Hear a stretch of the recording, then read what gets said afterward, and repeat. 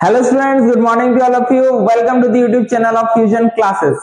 तो चलिए आज हम लोग एक नए लेक्चर के साथ स्टार्ट करते हैं और आज का लेक्चर है मॉलिक्यूलर ऑर्बिटल थ्योरी। क्लास 11 का ये एक टॉपिक है केमिकल बॉन्डिंग का, ऑलमोस्ट सबसे लास्ट टॉपिक है ये, है ना।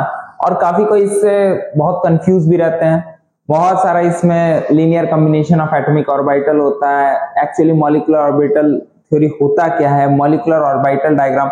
बच्चों को तो मॉलिक्यूलर ऑर्बिटल डायग्राम जैसे आता है बुखार आ जाता है भाई, सिंपली बुखार आ जाता है। कॉन्फ़िगरेशन है तो रट रूट के पार कर जाए, पर अगर डायग्राम आ गया तो सर मेरे को बुखार आ जाती है, उसमें कोई शक नहीं है। टफ है पर हम लोग आज उसको बहुत अच्छे से सीखेंगे कैसे बनाना है, ठीक है। तो चलिए मूव करते हैं मॉलिक्यूलर ऑर्बिटल थ्योरी। सबसे पहले ये बात आती है कि जब मेरे पास हाइब्रिडाइजेशन का कंसेप्ट आ चुका था तो वहां मॉलिक्यूलर ऑर्बिटल थ्योरी का जरूरत कहां पड़ा। जब हम लोग हाइब्रिडाइजेशन कंसेप्ट पढ़े थे तो हाइब्रिडाइजेशन कंसेप्ट आया कहां से था, वीबीटी से, वैलेंस बॉन्ड थ्योरी से हाइब्रिडाइजेशन कंसेप्ट आया। और वो एक बात बोला था कि भाई बिना सिग्मा के पाई बन नहीं सकता है, मतलब जब तक सिग्मा बॉन्ड नहीं बनेगा पाई का इंट्रोडक्शन हो ही नहीं सकता। बट मॉलिक्यूलर ऑर्बिटल थ्योरी पहला ऐसा थ्योरी था जो बोला था कि without sigma there is existence of pi bond. और सिर्फ एक एक्सेप्शन नहीं, एक से ज्यादा में, है ना।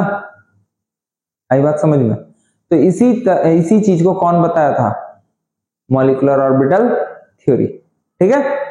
चलो तो देखते हैं इसका साइलेंट फीचर्स क्या क्या है। तो सबसे पहला, this theory suggests that when two atomic orbitals combine or overlap they lose their identity and form new orbitals which are known as molecular orbital। ठीक, याद करो जब हम लोग बात कर रहे थे एटॉमिक ऑर्बिटल आपस में कंबाइन कर रहा था, है ना, हाइब्रिड ऑर्बिटल बन रहा था, तो वो ऑर्बिटल अपना आइडेंटिटी को रिटेन कर रहा था, आइडेंटिटी को रिटेन करता था, मतलब आइडेंटिटी रखता था। बट मॉलिक्यूलर ऑर्बिटल थ्योरी में क्या है कि जब दो एटॉमिक ऑर्बिटल कंबाइन करता है तो वो दोनों अपना आइडेंटिटी को लूज करके एक नया सेट ऑफ ऑर्बिटल्स बनाता है जिसको हम लोग नाम देते हैं मॉलिक्यूलर ऑर्बिटल, ठीक है।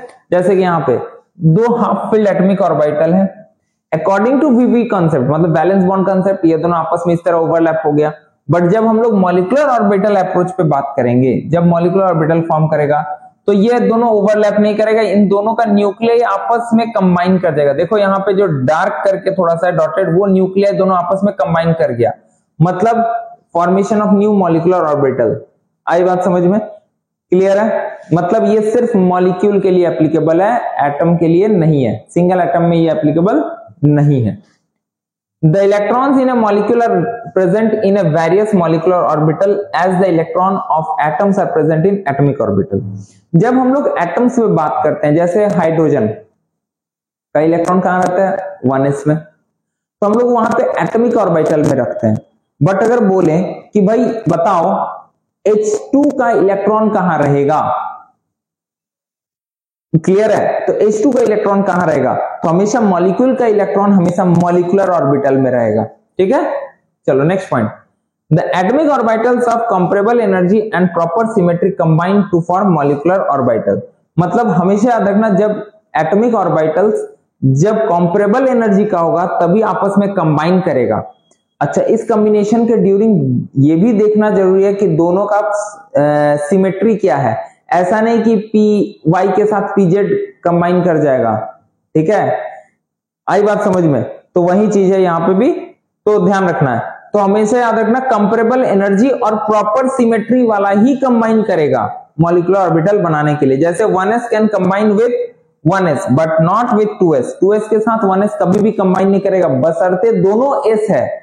जबकि जब वीवीटी पढ़ रहे थे तो s और आपस में ss कॉम्बिनेशन होता था सिग्मा के लिए, बट यहां पे याद रखना 1s के साथ but not with 2s। Similarly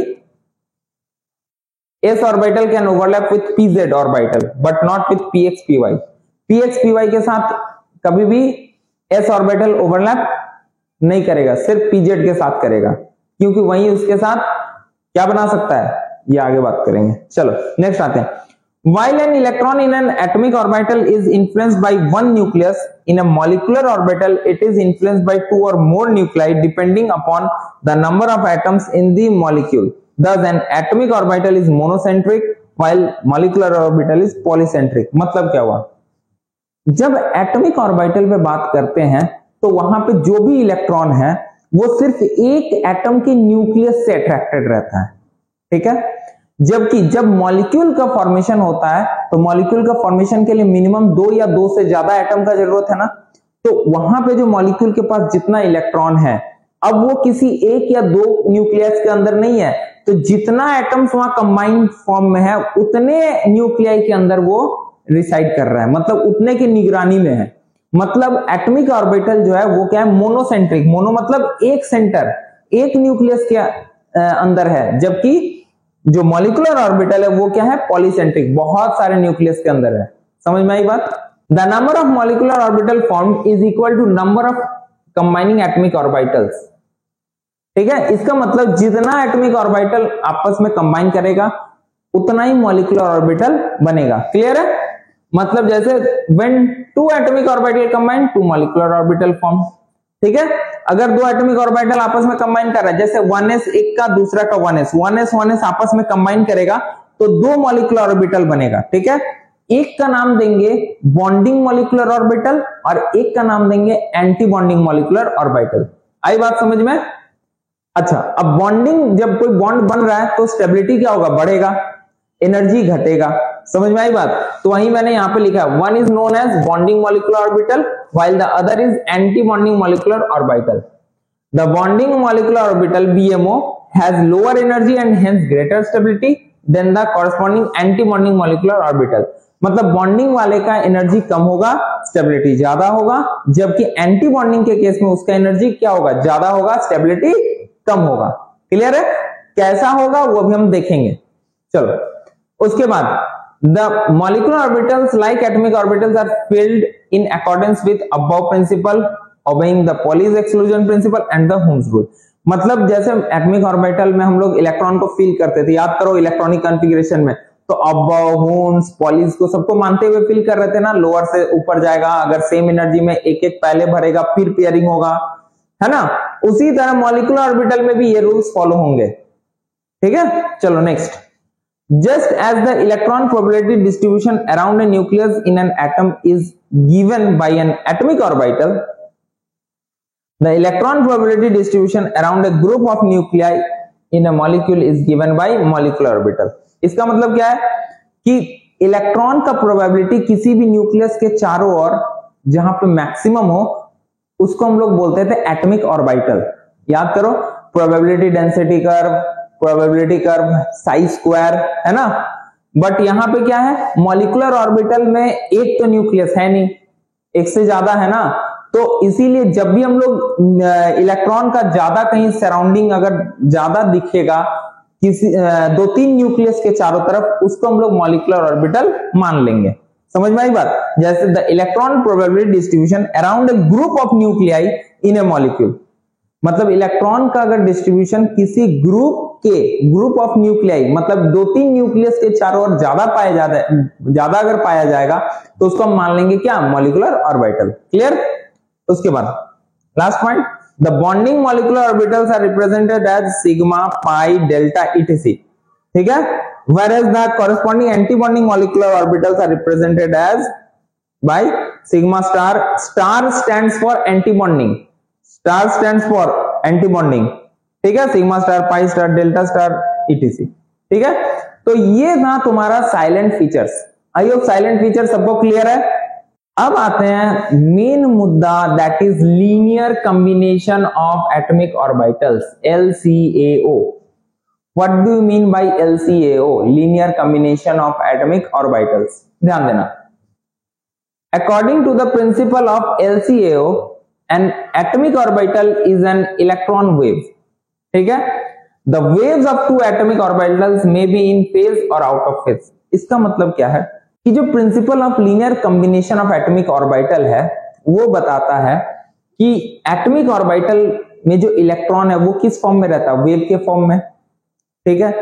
अब मान लो इलेक्ट्रॉन आप वेव के फॉर्म में ऐसे चल सकता है, तो दो तरीके से चल सकता है, या तो दोनों सेम फेज में, ये भी इसी तरह, ये भी इसी तरह, इसको बोलते हैं हम लोग क्या, इन फेज, उसको क्या बोलते हैं, इन फेज, सेम फेज में। और आउट ऑफ फेज मतलब एक ऐसा चला चले, दूसरा ऐसे उल्टा वाला चले, मतलब एक हो सकता है दोनों एक ही डायरेक्शन में जा रहा है और एक जा रहा है इधर तो दूसरा जा रहा है इधर, समझ में आई बात। तो जब दोनों सेम डायरेक्शन में दैट इज इन फेज, और दोनों जब ऑपोजिट डायरेक्शन में that is out of phase. Clear है। और इसी से क्या होता है, interference of wave. I hope class 11 में फिजिक्स में पढ़े होगे इंटरफेरेंस ऑफ वेव, है ना। दो तरह के इंटरफेरेंस होते हैं, एक कंस्ट्रक्टिव, एक डिस्ट्रक्टिव।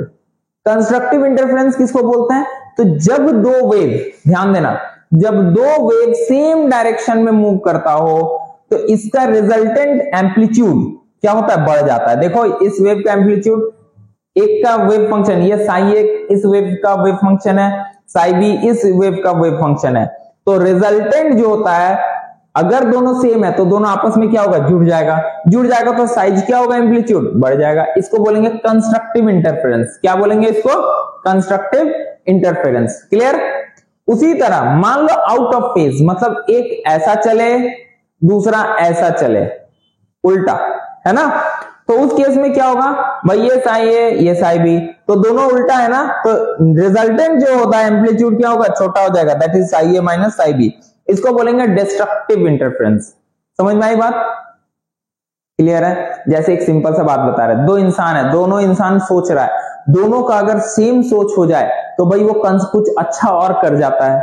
मान लो एक सोच रहा है कुछ, दूसरा कुछ और सोच रहा है, तो दोनों एक दूसरे से अलग अलग सोच रहा है ना, तो काम कभी भी अच्छे से नहीं हो पाता है। चीज समझ में आई बात, कुछ वैसा ही यहाँ पे भी है। अब आते हैं characteristics of LCAO, linear combination of atomic orbital. LCAO का फुल फॉर्म यहाँ पे था, क्या लिखा हुआ, हाँ लीनियर, ठीक है। चलो कैरेक्टरिस्टिक्स ऑफ LCAO, क्या क्या कैरेक्टरिस्टिक्स है थोड़ा सा ध्यान देना। When two atomic orbital combines, they form two new set of molecular orbital. One is formed by constructive interference, अभी बताए थे, एडिटिव इफेक्ट दोनों का ऐड होने से, और दूसरा जिसको बोलते हैं एडिटिव वाले को क्या बोलते हैं, बॉन्डिंग मॉलिक्यूलर ऑर्बिटल। ठीक है, अभी उसमें बताए थे ना, उधर साइलेंट फीचर है बॉन्डिंग और एंटी बॉन्डिंग। तो एडिटिव हमेशा क्या देगा, मतलब कंस्ट्रक्टिव इंटरफेरेंस हमेशा बॉन्डिंग मॉलिक्यूलर ऑर्बिटल देगा, while the other is formed by destructive interference या subtractive effect, that is antibonding molecular orbital. अब जरा ध्यान देना, मान लो मेरा ये साई ए है, ये मेरा साई बी है, दोनों आपस में कंबाइन किया। एक हो सकता है कि भाई सेम फेज के साथ इन फेज कॉम्बिनेशन हो, उससे कौन सा बना, ये वाला नीचे वाला, इसको बोले bonding orbital lower energy than that of atomic orbital. ये एटॉमिक ऑर्बिटल से भी लोअर एनर्जी है, मतलब इसका स्टेबिलिटी इस एटॉमिक ऑर्बिटल से भी ज्यादा है। आई होप सबको समझ में आ रही होगी। और दूसरा हो गया एंटी बॉन्डिंग, जिसमें Sai A minus psi B. समझ में आया बात, क्लियर है। इसका एनर्जी क्या होगा, एटॉमिक ऑर्बिटल से ज्यादा होगा, स्टेबिलिटी कम होगा। मतलब बॉन्डिंग हमेशा, bonding molecular orbitals are always more stable than anti bonding orbitals. ठीक है, चलो। The electron density in bonding molecular orbital is located between the nuclei of bonded atoms, while the anti-bonding orbital most of the electron density is located away from the space between the nuclei। मतलब जब bonding orbital होगा, जब आपस में bond बनेगा, तो मान लो एक अभी यहाँ पे एक जो दिखाए थे, रुको, हाँ यहाँ पे ध्यान देना भाई, ये जब बॉन्ड बना, जब मॉलिक्यूलर ऑर्बिटल, ध्यान देना इस जगह इलेक्ट्रॉन डेंसिटी बढ़ गया, मतलब दोनों न्यूक्लियस के बीच में सबसे ज्यादा इलेक्ट्रॉन डेंसिटी होगा, कब, जब बॉन्डिंग होगा।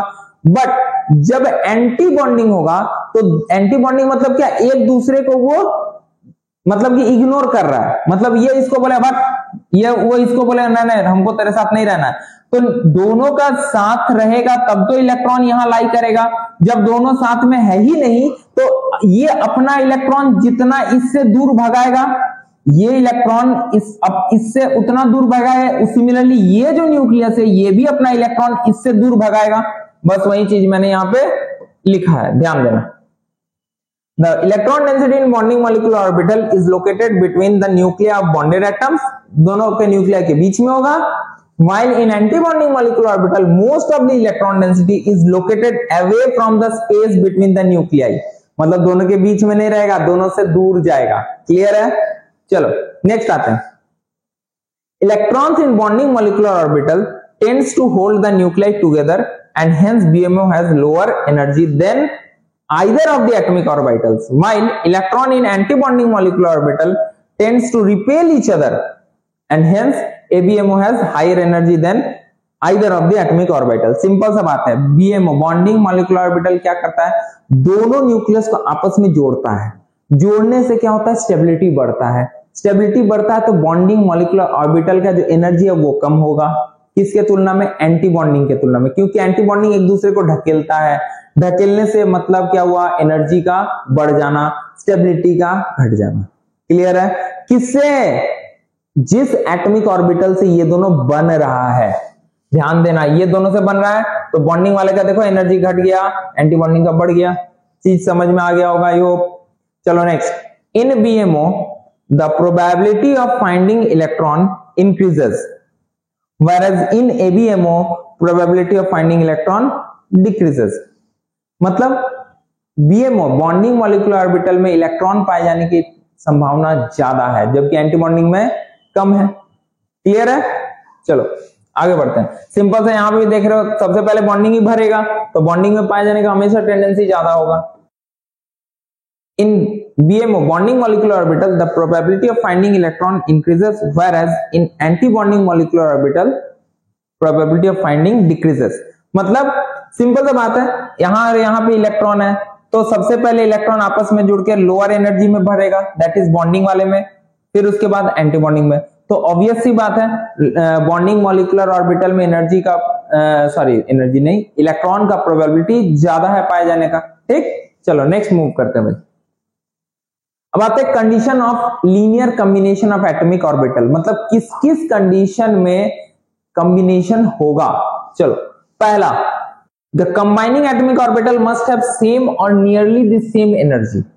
मतलब दोनों का एनर्जी या तो एकदम सेम होना चाहिए या तो नियरली सेम, थोड़ा बहुत 19-20 चलेगा, थोड़ा बहुत 19-20 चलेगा। ठीक है, चलो नेक्स्ट पॉइंट उसी का, यहाँ पे जैसे 1s orbital can combine with another 1s but not with 2s because the energy of 2s orbital is appreciably higher than that of 1s orbital। क्योंकि 1s से 1s का सेम होता है, जबकि 1s 2s के बीच में एनर्जी का काफी डिफरेंस हो जाता है, इसीलिए वो कंबाइन आपस में नहीं कर सकता है। ठीक है, the combining atomic orbital must have the same symmetry about the molecular axis. मतलब दोनों का सिमेट्री सेम होना चाहिए, मतलब z के साथ z, x के साथ x, y के साथ y, जैसे pz का होगा, py का होगा, px का होगा। ऐसा नहीं हो जाएगा कि भाई px के साथ py का हो गया। आई बात समझ में? जैसे s के साथ हमेशा z ही होगा, y और x नहीं होगा। क्लियर? उसी चीज को बोल रहा है, जैसे यहाँ पे वही चीज मैंने यहाँ पे एग्जांपल में लिखा है। The combining atomic orbital must overlap to the maximum extent. Greater the extent of overlap, the greater will be the electron density between the nuclei of a molecular orbital। मतलब क्या हुआ, जो कंबाइन कर रहा है और एटॉमिक ऑर्बिटल वो दोनों मैक्सिमम एक्सटेंट तक कंबाइन करे, इसीलिए सिमेट्री का जरूरत होता है, एनर्जी का सिमिलर एनर्जी का होना जरूरी है। समझ में आई? तो इस अगर वैसा होता है, अच्छे से ओवरलैप करेगा, तो फिर दोनों न्यूक्लियस के बीच में इलेक्ट्रॉन के पाए जाने की टेंडेंसी मैक्सिमम होगी। ठीक, चलो नेक्स्ट आते हैं। अब आता है टाइप ऑफ मॉलिक्यूलर ऑर्बिटल।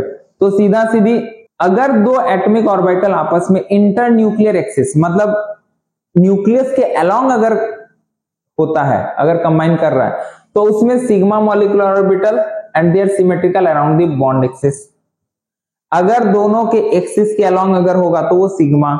ठीक है, और अगर साइड वाइज ओवरलैप होगा तो वो पाई मॉलिक्यूलर ऑर्बिटल बनाएगा। ये तो हम लोग पहले भी पता है, देखे भी हुए है ना। Clear? And they are not symmetrical around the internuclear axis. चलो देखो, जैसे 1s का कंबाइन किया तो एक क्या हो सकता है, बॉन्डिंग, जब सेम आपस में जुड़ जाएगा तो कुछ इस तरह से ये हो गया, इसको बोलेंगे सिग्मा 1s, मतलब bonding molecular orbital. Sigma 1s का ये बॉन्डिंग मॉलिक्यूलर ऑर्बिटल है। उसी तरह ये आपस में जब कंबाइन करेगा तो देखो बीच में एक दरार आ गया, बीच में खाली जगह, यहां पे इलेक्ट्रॉन नहीं मिलेगा, अवे फ्रॉम द न्यूक्लियस जा रहा है। देखो ये भी न्यूक्लियस से दूर की और इलेक्ट्रॉन भाग रहा है, ये भी भाग रहा है ना। तो ये हो गया एंटी बॉन्डिंग। अच्छा ये बीच में जो है ये क्या है, नोड है, बीच में क्या है, नोडल प्लेन बोलते हैं इसको। नोड हम लोग को पता है जहां इलेक्ट्रॉन पाए जाने की टेंडेंसी मिनिमम या ऑलमोस्ट जीरो हो। ये तो 1s का हुआ। उसी तरह पीजेड का देखो, दो पीजेड आपस में कंबाइन करेगा, कुछ इस तरह होगा। तो देखो आपस में कंबाइन कर गया ना, देखो दोनों का पॉजिटिव पॉजिटिव आपस में कंबाइन किया, इसको बोलेंगे बॉन्डिंग मॉलिक्यूलर ऑर्बिटल, ठीक। और दूसरा क्या हो जाएगा, दोनों एक दूसरे से दूर भागेगा। देखो प्लस और माइनस का कॉम्बिनेशन होगा, तो इसीलिए एक मिनट यहाँ पे प्लस होगा, थोड़ा सा यहाँ पे मिस्टेक हो गया, हाँ यहाँ पे प्लस होगा, यहाँ पे माइनस, हाँ प्लस माइनस देखो एक दूसरे का ऑपोजिट है ना, समझ में आई बात। तो ये दोनों एक दूसरे से दूर भागेगा, ठीक है। चलो नेक्स्ट आते हैं, overlapping of 2px and 2px। अब 2px हो जाए या 2py 2py दोनों सेम होगा, ठीक है, टेंशन नहीं लेना। 2px हो या 2py 2py हो, पर px के साथ py नहीं करना। तो ये आपस में हमेशा क्या बनाएगा, पाई बॉन्ड बनाएगा। अब देखो यहां पे भी ये हो गया नोडल प्लेन, ये हो गया क्या, नोडल प्लेन। यहां पे दो नोडल प्लेन, मतलब ये बॉन्डिंग पाई 2px है, मतलब bonding molecular orbital, but pi bonding molecular orbital, ये पाई एंटी बॉन्डिंग मॉलिक्यूलर ऑर्बिटल, ठीक है। जिस तरह px है उसी तरह py, मतलब अगर 2px और 2py का बॉन्डिंग और बॉन्डिंग को देखा जाए तो दोनों का एनर्जी सेम होगा, जो कि अभी डायग्राम में आएंगे, ठीक है। चलो अब आते हैं energy level of molecular orbital. Molecular orbital का एनर्जी क्या होगा, ध्यान देना। थोड़ा सा इससे पहले एक चीज को मैं दिखा देता हूं, एक चीज को मैं बताता हूं, ये थोड़ा सा डायग्राम को ऑब्जर्व करना। मेरे पास मॉलिक्यूलर ऑर्बिटल के दो डायग्राम होते हैं। मेरे पास कितने डायग्राम है, दो डायग्राम, ठीक है। एक जो Li2 Be2 B2 C2 N2 ये सब के लिए है, ये सब के लिए ये डायग्राम है। अब बोलोगे सर दोनों सेम लग रहा है, नहीं बाबू, थोड़ा सा अगर गौर से देखोगे, देखो यहां पे सिग्मा 2pz ऊपर है, पाई 2px 2py नीचे है, यहां पे सिग्मा 2pz नीचे, ये ऊपर, बस यही डिफरेंस है, इसी पोर्शन पे दोनों में डिफरेंस है और कहीं डिफरेंस नहीं है। अगर हम बात करें ये वाला किसका है, O2 F2 Ne2, मतलब नाइट्रोजन के बाद का है ना। क्यों होता है दो अलग अलग डायग्राम, उस पर भी डिस्कस करेंगे। अब ध्यान से देखो, तो एनर्जी ऑर्डर सबसे कम एनर्जी सिग्मा 1s, फिर सिग्मा स्टार 1x, फिर sigma 2s, sigma star 2x, sigma 2pz, pi 2px equal to pi 2py। अभी मैंने बताया ना, पाई का दोनों px py का दोनों का एनर्जी सेम होगा। उसी तरह फिर पाई स्टार 2px, पाई स्टार 2py, फिर सिग्मा स्टार 2pz। देखो बनाना बहुत सिंपल है, डायग्राम से डरना नहीं है। तुमको पता है 1s 2s 2p ऐसा एनर्जी, ये तो सबको जानते हो एनर्जी, इधर भी लिख दो। अब देखो ये और ये आपस में कंबाइन कर रहा है, तो दो कंबाइन करेगा तो दो बनेगा, समझ में आई बात ये। उसी तरह ये होगा, इसमें बस तुमको ध्यान रखना है, जब Li2 Be2 B2 C2 N2 ये है, तो उस केस में पाई 2px और पाई 2py को नीचे रखना है, सिग्मा 2pz को ऊपर रखना है, ठीक है, बाकी ऊपर का सेम। अब उसी चीज को मैंने यहाँ पे थोड़ा सा energy level of molecular orbital, ध्यान देना। तो वही सेकेंड पीरियड O2 F2 और N2 के लिए ये वाला है, ठीक है, और बाकी के लिए जैसे Li2 B2 C2 N2 के लिए ये वाला है, ठीक है। सबको को प्लीज इसको याद कर लेना। जैसे इसका क्या होगा, sigma 1s anti bonding, sigma 2s anti bonding, sigma pz 2pz, फिर पाई 2px equal to pi 2py, फिर pi star 2px equal to pi star 2py, फिर सिग्मा स्टार 2pz। तो इस तरह से दोनों को याद रखना। क्यों, क्योंकि जब इलेक्ट्रॉनिक कॉन्फ़िगरेशन देगा ना, तो उस केस में इसका बहुत ज्यादा यूज आएगा। तुमको बोलेगा कि भाई O2 का इलेक्ट्रॉनिक कॉन्फ़िगरेशन क्या होगा, विथ मॉलिक्यूलर ऑर्बिटल डायग्राम बताओ। तो डायग्राम तो तुम फटाक से ये बना लोगे, O2 के लिए फटाक से ये बना लोगे, ऑक्सीजन का कितना इलेक्ट्रॉन दोनों साइड है भरते जाओगे, फटाफट भरा जाएगा। पर इलेक्ट्रॉनिक कॉन्फ़िगरेशन तो सर बता ही नहीं है, नहीं, इलेक्ट्रॉनिक कॉन्फ़िगरेशन बस इसी को लिख लेना है, ठीक है। अभी देखो कैसे होगा, ध्यान देना। जैसे मैंने यहाँ पे B2, C2, N2 और F2 ये। हाँ, अब बोलोगे सर O2 का आएगा, O2 का आएगा भाई। तो इन सब का मॉलिक्यूलर ऑर्बिटल डायग्राम मैंने यहाँ ड्रॉ किया है, ध्यान देना सब कोई अच्छे से ध्यान देना। इन सब का मैंने मॉलिक्यूलर ऑर्बिटल डायग्राम ड्रॉ कर लिया। देखो ये बोरॉन में क्या है 2s2 2p1, देखो 2s2 2p1। अब बोलेगा सर 1s2 भी तो है, वो भी है, उसको चाहोगे तो तुम लिख सकते हो, कोई दिक्कत नहीं, पर मैंने इसको थोड़ा सा, क्योंकि 1s वाला काम नहीं है इसीलिए मैंने यहां नहीं लिखा। अगर तुम चाहोगे तो आराम से लिख सकते हो, जैसे इस तरह से। ध्यान देना, ये जैसे 1s है, 1s2 दोनों में जाएगा तो दो इलेक्ट्रॉन इसमें भर जाएगा, कोई दिक्कत नहीं, उसको मैंने एक्सक्लूड करके हुए लिखा। ठीक है, स्पेस को भी देखना है ना, सारे को उसी में एक में करना है। चलो अब देखो यहां पे एक टर्म है बॉन्ड ऑर्डर। बॉन्ड ऑर्डर क्या होता है कि दो एटम के बीच में जो मॉलिक्यूल फॉर्मेशन कर रहा है वो आपस में कितने अच्छे से बॉन्डेड है। ठीक है, दो मॉलिक्यूल जो एटम जो आपस में मॉलिक्यूल फॉर्म कर रहे हैं वो कितने अच्छे से दोनों बॉन्डेड है, उसी को हम लोग बोलते हैं। जितना ज्यादा बॉन्ड ऑर्डर होगा उतना अच्छे से वो दोनों बॉन्डेड है। अब वो निकालने का तरीका क्या है, बहुत सिंपल है। Total number of bonding electron गिनो। बॉन्डिंग कौन कौन, जैसे देखो यहाँ पे 2, फिर यहाँ 2, यहाँ 2, ये एंटी बॉन्डिंग है, देखो स्टार है ना, मतलब 2 2 4 2 6, यहाँ पे एक एक होगा, यहाँ पे सॉरी यहाँ पे एक एक होगा भाई, ध्यान रखना। इसको मैं जब ये दूंगा नोट्स दूंगा उसमें मैं सुधार दूंगा, इसमें भी एक होगा, इसमें भी एक होगा। हाँ, मैं गलती से यहाँ पे 2 रख दिया था। हाँ चलो ठीक है, क्लियर है, एक एक इलेक्ट्रॉन यहाँ पे हो जाएगा। तो कितना हो गया 2 2 4 माइनस 2 का एंटी बॉन्डिंग में 2, तो 1, बॉन्ड ऑर्डर 1। अच्छा एक चीज और देखना, पारामैग्नेटिक होगा कि डायमैग्नेटिक, कैसे पारामैग्नेटिक कैसे पता चलता है, नंबर ऑफ अनपेयर्ड से। क्या इसमें अनपेयर्ड है, हाँ है, तो वो पारामैग्नेटिक। अगर अनपेयर्ड नहीं रहता तो डायमैग्नेटिक। ठीक है, चलो जैसे यहां पे देखो बॉन्ड ऑर्डर यहां का क्या हो जाएगा, देखो 2 2 4 2 6 6 माइनस 2 अपॉन 2 2। तो इधर और इधर वाला नहीं देखना है, ये तो अनपेयर रहेगा ही, हमको डायमैग्नेटिक पारामैग्नेटिक के लिए ये वाला इलेक्ट्रॉन पेयर को देखना होगा। क्या यहाँ पे सब पेयर है, अगर पेयर है ये वाला मॉलिक्यूलर ऑर्बिटल देखना है, अगर यहाँ पे सब पेयर है देन दैट इज डायमैग्नेटिक, अगर एक भी अनपेयर है तो दैट इज पारामैग्नेटिक। क्लियर, उसी तरह मैं यहाँ पे N2 का भी देख सकता हूं। N2 में टोटल 14 इलेक्ट्रॉन होंगे, 14 इलेक्ट्रॉन को इस तरह से फिल करना है। सारा फिलिंग अबव, हुंड और पॉलीज के अकॉर्डिंग ही हुआ है। देखो एक ऑर्बिटल मैक्सिमम 2 इलेक्ट्रॉन ही है, हर ऑर्बिटल में मैक्सिमम 2 इलेक्ट्रॉन। पहले एक एक फिल होगा, फिर उसके बाद पेयरिंग होगा, उसके बाद 2 इलेक्ट्रॉन कभी भी सेम स्पिन के साथ नहीं है, अपोजिट स्पिन के साथ है। सारा रूल को फॉलो करते हुए चला है। ठीक है, क्लियर है यहां तक।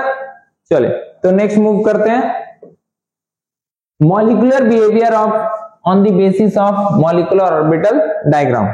चलो तो देखो सबसे पहले क्या बताता है बॉन्ड ऑर्डर। बॉन्ड ऑर्डर क्या है, it is the average of difference in the number of bonding and anti bonding electron. ठीक है, एंटी बॉन्डिंग और बॉन्डिंग इलेक्ट्रॉन के बीच में जो डिफरेंस होता है एवरेज, उसका एवरेज करते हैं बॉन्ड ऑर्डर। ठीक है, higher the bond order higher will be the stability of molecule. जितना बॉन्ड ऑर्डर ज्यादा स्टेबिलिटी ऑफ मॉलिक्यूल भी उतना ज्यादा। ठीक है, और अगर सेम बॉन्ड ऑर्डर आ जाए, मान लो 2 का सेम बॉन्ड ऑर्डर आ गया, तो हम उस केस में देखेंगे किसके पास एंटी बॉन्डिंग इलेक्ट्रॉन ज्यादा है। जिसके पास एंटी बॉन्डिंग में इलेक्ट्रॉन ज्यादा, उसका स्टेबिलिटी कम हो जाएगा। ठीक, चलो higher the bond order shorter is the bond length. जितना बॉन्ड ऑर्डर ज्यादा उतना बॉन्ड लेंथ छोटा। ये ध्यान रखना, कभी कभी कंसिक्वेंसेस ऑफ बॉन्ड ऑर्डर पूछ देगा या मॉलिक्यूलर ऑर्बिटल थ्योरी, तो उस केस में ये लिखना पड़ेगा, ये पॉइंट वाइज इस तरह से, तभी पॉइंट मिलेगा, नंबर मिलेगा। Sorry, higher is the bond order higher will be the bond dissociation energy. मतलब बॉन्ड ऑर्डर जितना ज्यादा बॉन्ड डिसोसिएशन एनर्जी भी उतना ज्यादा। ठीक, उसके बाद if the molecular orbital diagram contains unpaired electron then it is paramagnetic, while if the MOD contains paired electron then it is diamagnetic, जैसा कि मैंने पहले बता दिया था। ठीक है, चलो आगे बढ़ते हैं। अब यहां पे मैंने एक मॉलिक्यूलर ऑर्बिटल डायग्राम दिखाया है मॉलिक्यूल और उसके आयंस का। ठीक है, एमओ बोल रहे हैं, O2 O2 प्लस और O2 माइनस का। अब ये क्या है, तो बेसिकली ये तीनों का, ये मॉलिक्यूल और उसके आयंस का है। जैसे O2 में कितने इलेक्ट्रॉन होंगे टोटल 16, O2 प्लस में कितने होंगे, तो एक इलेक्ट्रॉन कम, प्लस का मतलब एक प्लस मतलब एक इलेक्ट्रॉन कम 15, और O2 माइनस में कितने होंगे, एक इलेक्ट्रॉन ज्यादा, दैट इज 17। ठीक है, उसको मैंने इसी तरह से फिल कर दिया।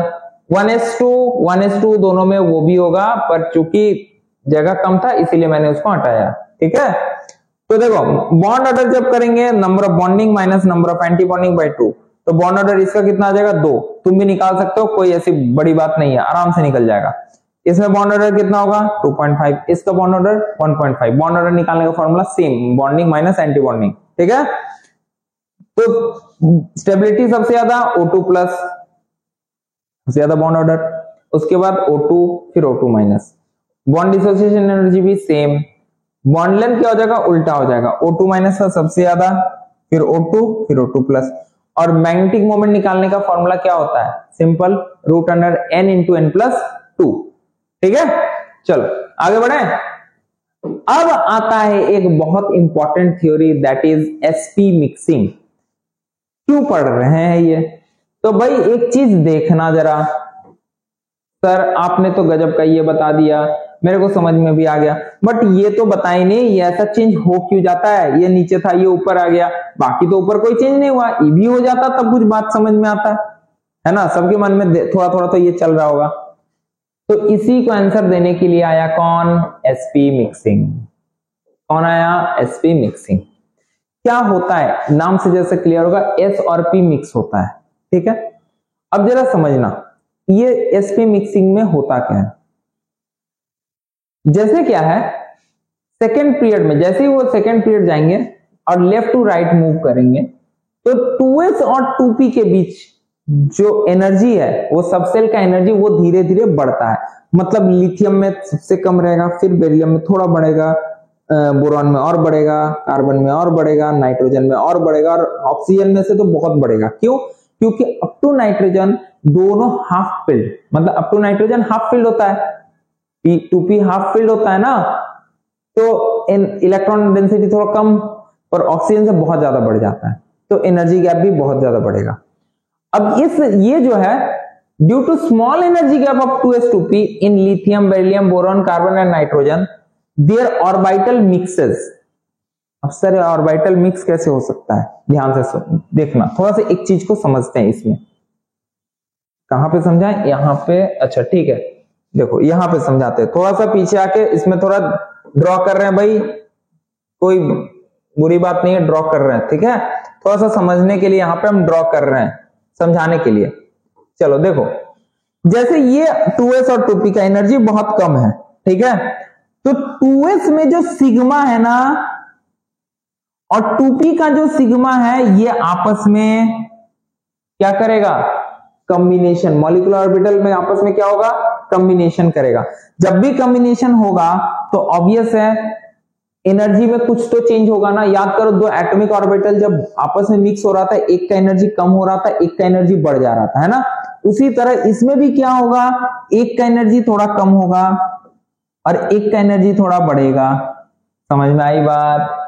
सिमिलरली तो सर एंटी बॉन्डिंग वाला भी होगा, एकदम होगा, एकदम होगा। पाई वाले से कोई लेना देना नहीं है, क्योंकि पाई वाले का तो मिक्स करने के लिए कोई है ही नहीं। तो इसी तरह ये जो एंटी बॉन्डिंग है, सिग्मा स्टार 2s और सिग्मा स्टार 2pz, ये भी आपस में क्या करेगा, कंबाइन करेगा। कंबाइन का मतलब आपस में एक दूसरे के साथ मिलेगा, ठीक है, मिक्स करेगा। मिक्स करेगा तो यहां पे भी होगा, इसका एनर्जी थोड़ा घटेगा और इसका एनर्जी थोड़ा बढ़ेगा। अब तुमको चीजें समझ में आ रही होंगी कि चूंकि इसका एनर्जी घटा, कोई फर्क नहीं पड़ा, पहले भी नीचे था।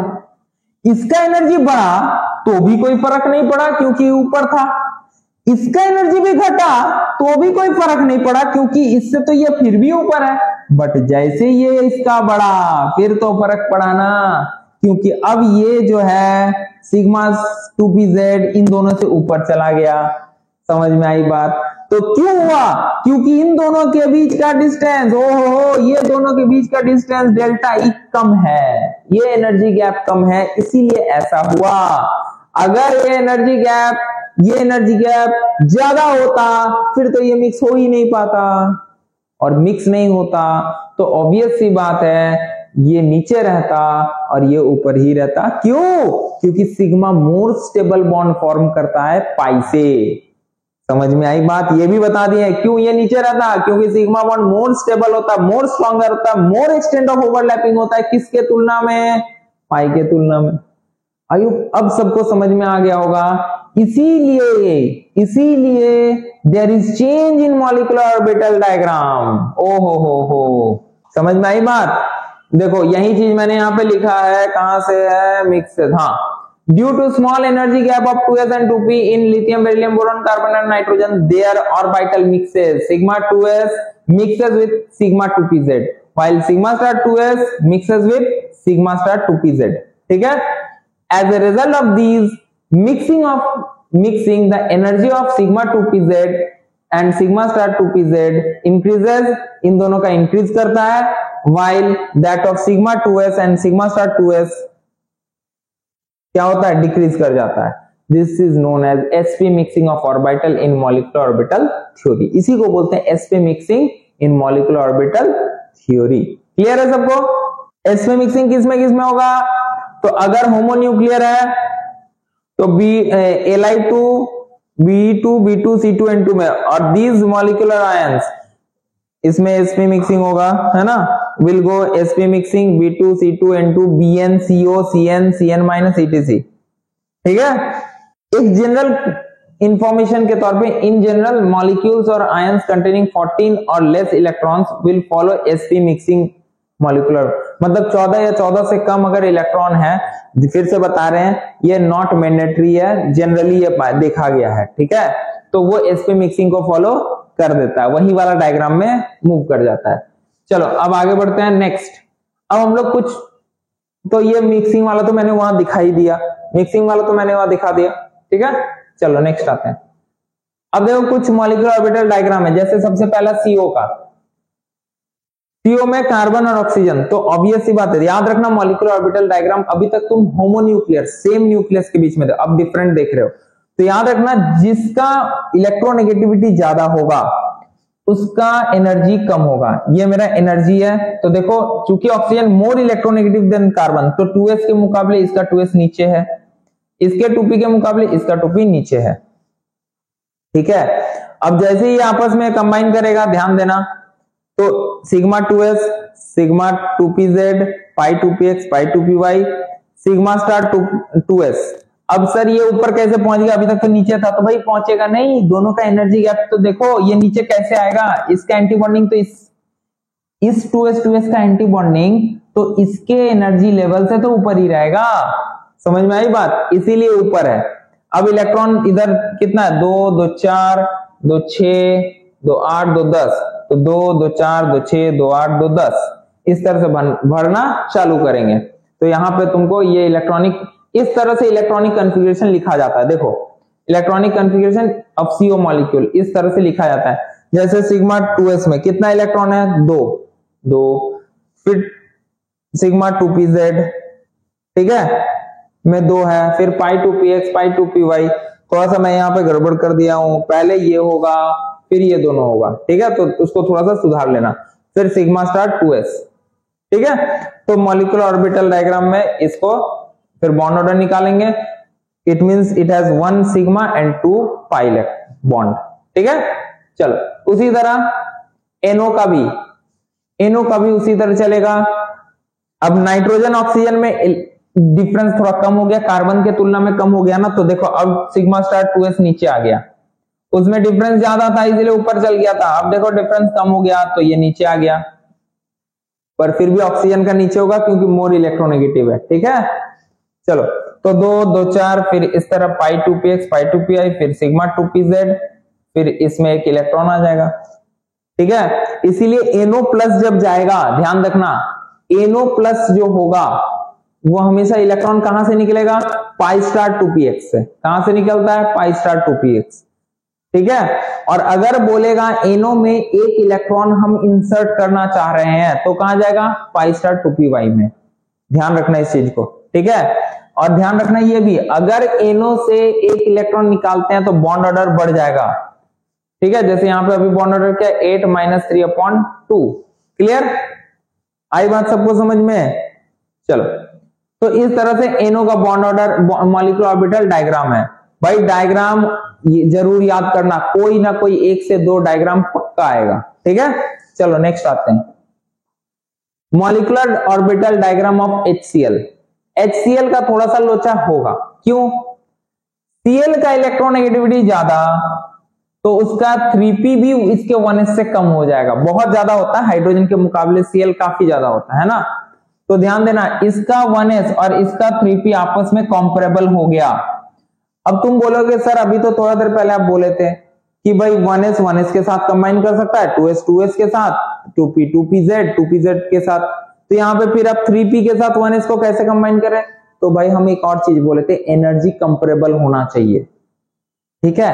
भाई ये 1s कभी भी 3s से कंबाइन नहीं करेगा, भले ये दोनों s है, क्यों? क्योंकि एनर्जी गैप बहुत ज्यादा, जबकि इसका 1s s जो है इसके z से, ध्यान देना, ध्यान दे, दोनों के बीच का एनर्जी गैप कम है, डिफरेंस कम है, इसका और इसका डिफरेंस क्या है? कम है, इसीलिए इसका और इसका आपस में कंबाइन होगा, तो s हमेशा इसका pz के साथ करेगा, तो इसलिए सिग्मा sPz, ठीक है, s और pz, और इसका एंटी बॉन्डिंग, और ये दोनों as it is lone pair के फॉर्म में पड़ा रहेगा, ठीक है। इसका बॉन्ड ऑर्डर कितना होगा? 1 होगा, हमको भी पता है HCl में एक बॉन्ड होता है, क्लियर। चलो नेक्स्ट आते हैं, BeF2, ये थोड़ा सा टिपिकल था, थोड़ा सा ध्यान से सबको ध्यान देना। BeF2 में ये हो गया एटॉमिक ऑर्बिटल ऑफ B, देखो S और P का डिफरेंस देख लो कितना कम है, क्योंकि sp मिक्सिंग होता है, यहां पे नहीं होता फ्लोरीन में, तो देखो डिफरेंस अपने आप बढ़ गया, ठीक। अब जरा ध्यान से समझना, इसका 2s और इसका pz, दो गो फ्लोरीन के साथ, तो 2s में 2 इलेक्ट्रॉन, और हमको भी यहाँ पे दोनों pz के साथ, तो सिग्मा spz सिग्मा spz, ठीक है, पेयरिंग हो गया। अब यहाँ पे बाकी जो दोनों है ना, वो as it is non bonding के फॉर्म में पड़ा रहेगा, जैसे HCl में था, HCl में सिर्फ एक Cl था, इसीलिए 2 इलेक्ट्रॉन पेयर, यहाँ पे 2 फ्लोरीन है, ठीक है, 2 2s है, ध्यान देना 2 2s, क्योंकि 2 फ्लोरीन है, एक फ्लोरीन का एक 2s होता है, 2 फ्लोरीन का 2 2s, ठीक है। तो इस तरह से बेसिकली हम लोग इसको पता कर सकते हैं, ठीक है। वही चीज मैंने यहाँ डिस्क्राइब किया, ध्यान रखना, कभी भी किसी का मॉलिक्यूलर ऑर्बिटल आए तो उसके साथ इसको लिखना जरूर, खाली डायग्राम बनाने से नंबर पूरा नहीं मिलेगा, कुछ ना कुछ नंबर काट लेगा, ठीक है। नेक्स्ट आते हैं, CO2, सबसे टफेस्ट है, पर अब तुमको एक रफ आइडिया मिल जाएगा कि भाई कैसे चल रहा है। देखो ये मेरा C है, ये मेरा O है, O के बीच sp का गैप ज्यादा है, इसमें sp का गैप कम है, ठीक है। तो S वाला तो बेचारे का पास इतना एनर्जी कम, ये किसी के साथ छुएगा भी नहीं, ऊपर वाला, क्योंकि इसका एनर्जी बहुत ज्यादा है, तो ये एज इट इज देखो नॉन बॉन्डिंग के फॉर्म में पड़ा हुआ है दोनों, क्योंकि 2 गो ऑक्सीजन है, ध्यान रखना 2 ऑक्सीजन, इसलिए 2 गो 2s, ठीक है, दोनों। अब तुमको लगा दोनों का सर एनर्जी अलग अलग है, नहीं, क्योंकि दिखाने में थोड़ा दिक्कत था, इसीलिए थोड़ा सा डिफरेंस किया, दोनों है सेम एनर्जी का, ठीक है। अब इसका एक S और इसका एक pz के साथ, ठीक है, क्या बना देगा? सिग्मा 2s, ठीक है, इसके pz के साथ एक सिग्मा 2s और इसके p के साथ एक सिग्मा 2pz बना देगा, 2 सिग्मा बॉन्ड बनेगा ना CO2 में, याद करो CO2 में देखो 2 गो, एक इधर एक गो इधर, तो इसके एक S के साथ इसका एक S का, ठीक है, सॉरी इसका एक P का, और इसका एक S के साथ, सॉरी P के साथ इसका एक P का, जो 2pz, ये pz किसका है? इसके P के साथ इसका P, और इसके S के साथ इसके P का, समझ में आई बात? इसीलिए सिग्मा 2pz हो गया, ये पाई 2px पाई 2py, ये as it is non bonding में पड़ा हुआ रहेगा 2 गो, और ये इसका एंटी बॉन्डिंग। तो इस तरह से हम लोग पूरा मॉलिक्यूलर ऑर्बिटल डायग्राम खत्म कर दिए। लेक्चर काफी बड़ा है, मैं मानता हूं, बट मॉलिक्यूलर ऑर्बिटल डायग्राम का ईच एंड एवरीथिंग कवर हुआ है इसमें, हेट्रोन्यूक्लियर, होमोन्यूक्लियर, सारा कुछ। तो प्लीज थोड़ा सा पेशेंस रख के पूरे वीडियो को जरूर देखना, तुमको A to Z molecular orbital diagram सारा कुछ मिल जाएगा। तो चलो, अगर वीडियो अच्छा लगे तो प्लीज चैनल को शेयर करना है, सब्सक्राइब करना है और नोटिफिकेशन बेल को ऑन करके रखना है और ज्यादा से ज्यादा फ्रेंड्स तक इस चैनल को पहुंचाना है। तो चलिए मिलते हैं अगले लेक्चर में, तब तक के लिए थैंक यू, बाय बाय, जय हिंद।